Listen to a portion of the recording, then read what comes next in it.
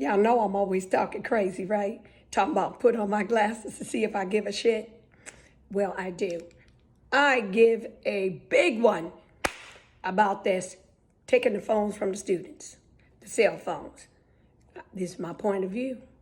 Again, if they take those cell phones and a situation happens and there's nobody in the office and you calling the school like crazy, then you got to get to the school and you at work. You don't know if the kid is safe. You don't know what you're walking into.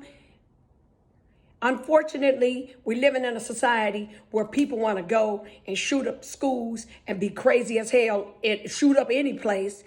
And our kids are not safe. I don't give a darn what somebody tell you. Your kid is not 100% safe. At school, I know this.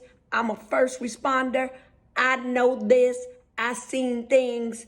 I know this.